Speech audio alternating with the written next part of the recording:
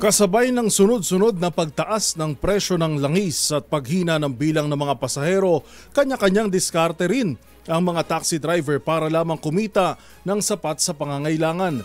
Ngunit kalimitan ang mga pasahero ang naiipit sa mga ganitong sitwasyon. Isa na riyan ang pandaraya ng metro ng mga taxi driver na nagre-resulta sa mas mahal na singil sa mga pasahero. Ano nga ba ang sinasabi ng batas sa ganitong gawain? Alamin sa report ni Rose Babiera.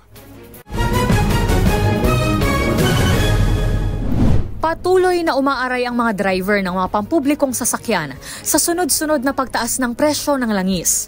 Hindi na umano kasi nakakasabay sa tumataas na cost of living sa bansa ang kinikita ng mga driver. Kaya may mga grupo ng taxi driver na humihirit na itaas ang surge fee sa Transport Network Vehicle Service o TNVS at itaas ang flag down rate ng mga taxi. Ngunit ang iba, may kanya-kanyang diskarte na hindi lamang mapanlamang sa kapwa, ay labag pa ito sa batas. Ito iyong mga driver na kinakalikot ang mga metro ng kanilang minamanehong taxi at sadya itong binabago na nagdudulot ng mas mahal na singil sa mga pasahero. Ang iba, bumabiyaheng sira o depektibo ang metro at saka lamang sinasabi sa pasahero kapag nakarating na sa destinasyon ito.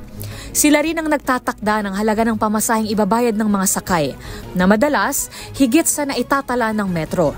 Ayon sa Metropolitan Manila Development Authority Traffic Violations and Penalties, ang paggamit ng defective, non-operational and tampered taximeter ay paglabag sa mga pamantayan ng ahensya.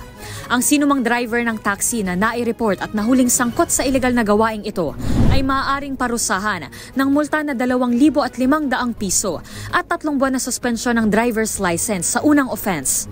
3,000 piso naman at 6 na buwang suspensyon ng driver's license para sa ikalawang offense at 5,000 piso at pagbawi ng driver's license at prangkisa ang ipapataw sa may sala para sa ikatlo at susunod pang offense.